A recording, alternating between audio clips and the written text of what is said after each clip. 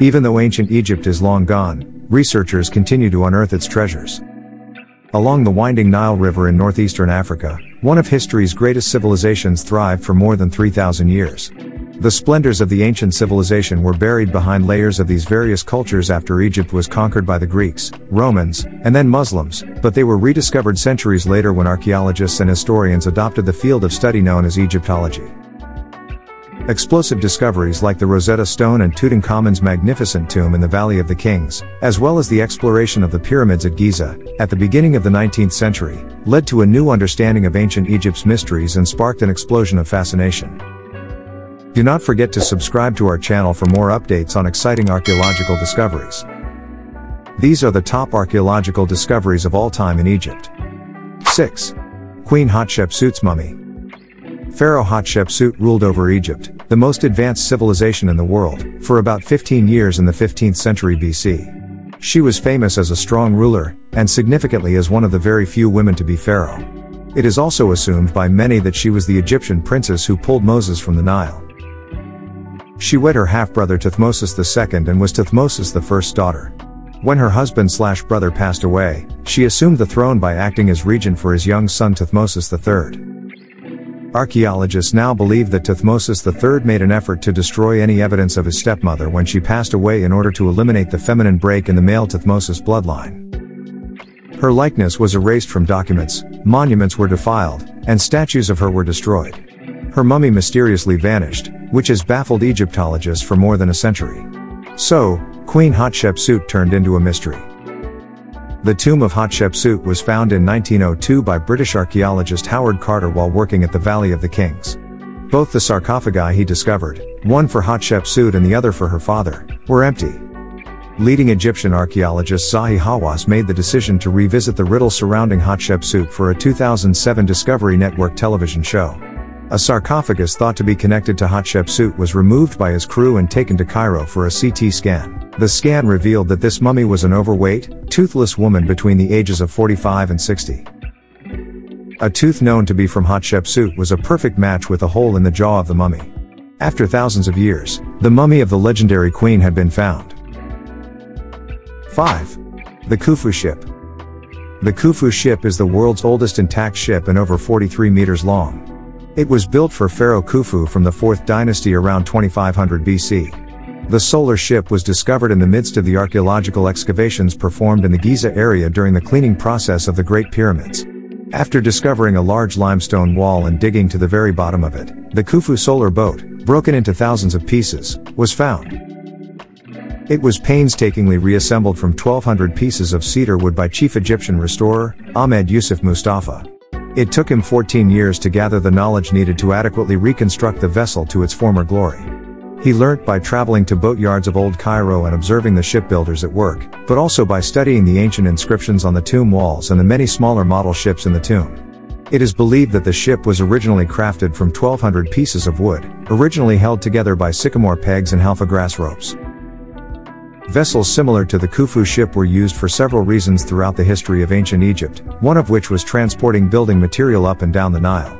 The Khufu ship was probably used by the great late king as a funerary barge used to transport his embalmed body from Memphis to his final resting place in Giza.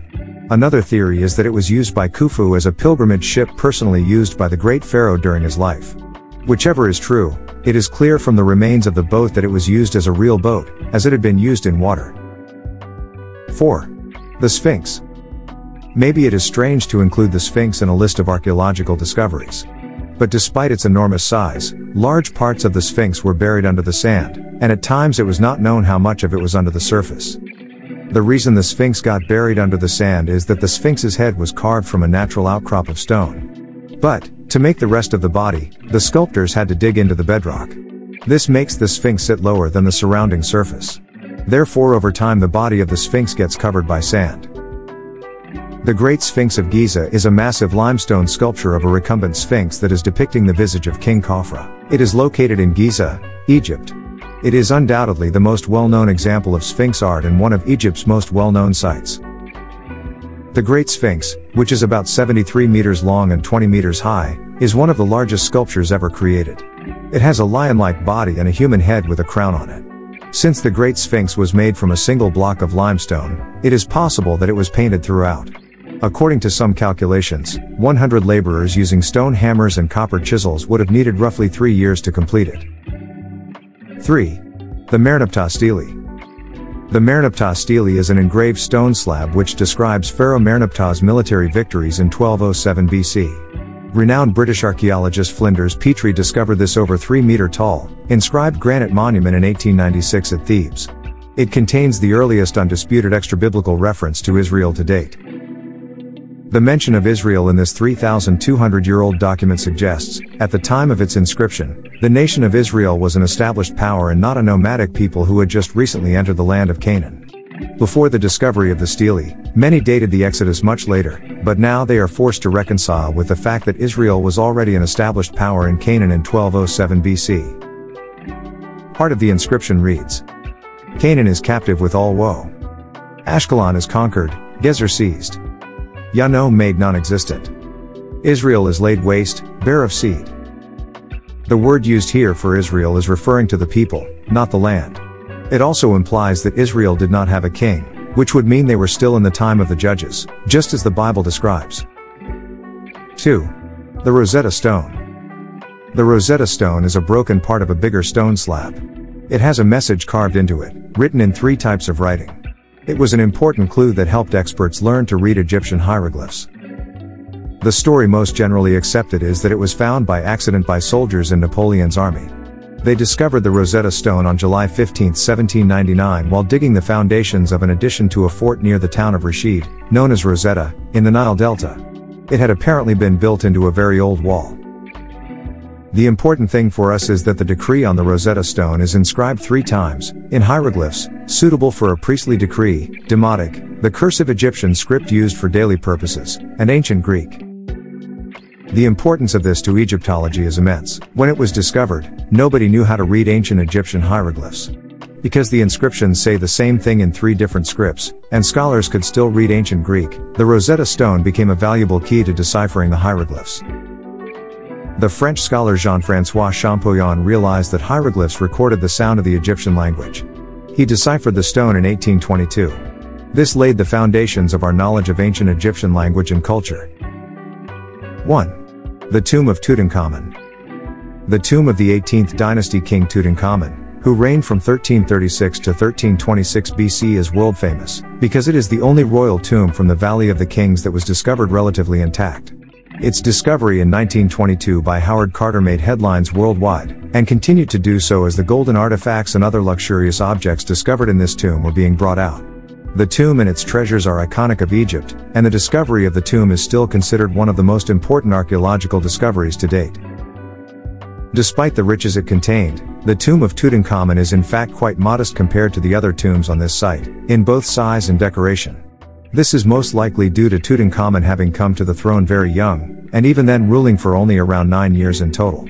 One can wonder at what riches the much larger tombs of the most powerful kings of the New Kingdom, such as Hatshepsut, Thutmose III, Amenhotep III, and Ramses II once contained. Only the walls of the burial chamber bear any decoration. Unlike most previous and later royal tombs, which are richly decorated with funerary texts like the Amduat or Book of Gates, which help the deceased king reach the afterlife, only a single scene from the Amduat is represented in the tomb of Tutankhamun. The rest of the decoration of the tomb depicts either the funeral, or Tutankhamun in the company of various deities. Whatever the reason, the small size of the tomb meant that the approximately 5,000 artifacts that were discovered inside were stacked very tightly. These reflect the lifestyle of the royal palace, and included objects that Tutankhamun would have used in his daily life, such as clothes, jewelry, cosmetics, incense, furniture, chairs, toys, vessels made of a variety of materials, chariots, and weapons. It is one of history's great ironies that Tutankhamun, a relatively minor king who was erased from history because he was related to the unpopular King Akhenaten, has come to surpass many of Egypt's greatest rulers in fame.